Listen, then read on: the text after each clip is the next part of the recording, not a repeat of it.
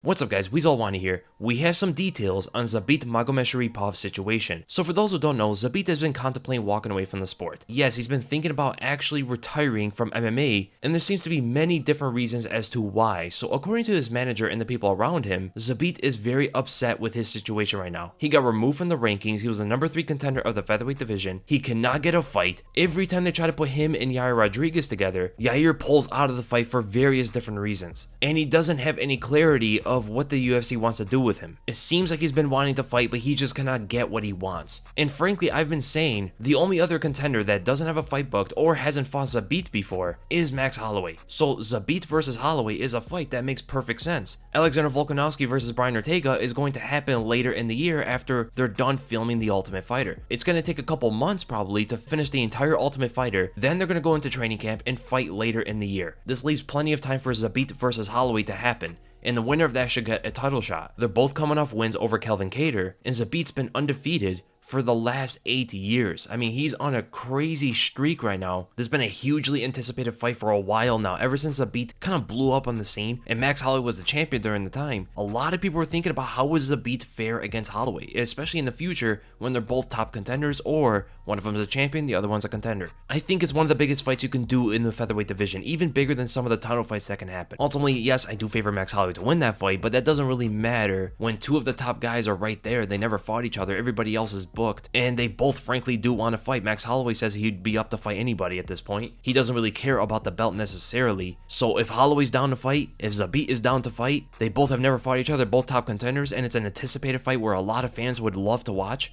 It just makes perfect sense. It'd be a travesty if Zabit walks away from this sport. At 30 years old, one of the top prospects ever in MMA, has never lost in the UFC, has not lost in the last 8 years, one of the most technical fighters we've ever seen with crazy attributes for the featherweight division, 6'2", 73-inch reach, extremely fast, has all the skills in the book from boxing to Muay Thai to clinch work to wrestling to BJJ to judo. He has all of it. He is the most well-rounded fighter in the featherweight division, actually one of the most well-rounded fighters in the entire UFC. Only for that man to walk away from the sport out of frustration. The UFC needs to do something to make this guy happy, because you cannot let someone like this just walk away. Because the people around him have been saying that Zabit is not happy, he's lost motivation in fighting. This could be due to burnout, it could be due to constantly thinking about a fight, constantly fights getting pulled from him. Honestly, it does seem to me like Zabit is not going to walk away. It seems like he's just frustrated and he wants something to happen. Ali Abdelaziz has been talking about that. He's going to find a solution for all of this and talk with the UFC to get what Zabit wants. Well, this is what we were initially told before we got details a couple hours ago regarding Zabit's future. Now, this may be in response to his layoff and he just has the time to do this now, or this could be the real reason as to why Zabit is not fighting. It turns out Zabit is going to go under the knife. It seems like he's going to get surgery very soon.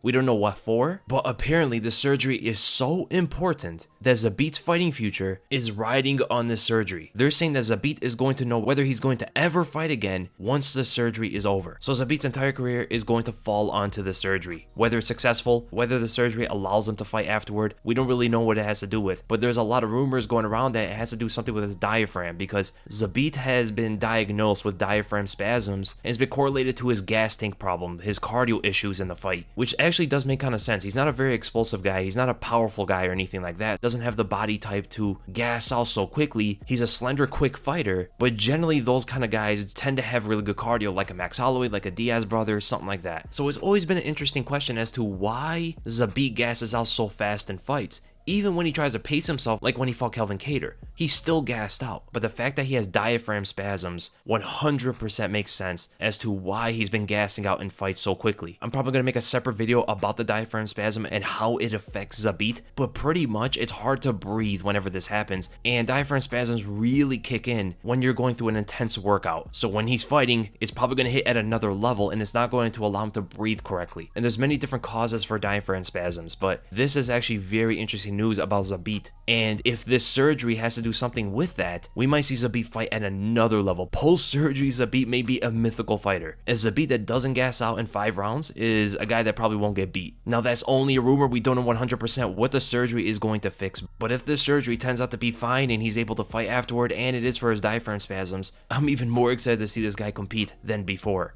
And honestly, like I just said, I don't see anybody beating a 5-round cardio ready Zabit Magomedsharipov. So because of the surgery, we're not going to see Zabit fight. He's going to be out for a pretty long time, most likely. If it's an important surgery, we might not see him fight until probably the end of the year, if not next year. That's going to be a lot of time off regardless. This does give me kind of like Santiago Ponzinibbio vibes or early Khabib Nurmagomedov vibes of a guy who's been out for such a long time. Zabit has not fought since 2019 when he fought Kelvin Kattar. If he doesn't fight until 2022, I don't know if we're going to see the same guy. He's been training this whole time and he hasn't really been hurt. He's just getting fights taken away from him. So I don't see it at the same level as a Ponzi or a Khabib who've been plagued with injuries and infections for years on end. But this is a dicey territory for Zabit. A surgery for his diaphragm, it can fix his cardio, but the initial fight back, we might not see the best version of Zabit. I think we're going to see 2 or 3 more fights afterward to really see Zabit hit at another level. And with that, there's no way he's going to fight Max Holloway. There's no way he's probably going to fight a high-ranked contender. He's unranked right now. So on his return, he might fight someone in the top 10, maybe from 10 to 7. And I think that will be best for him on his return.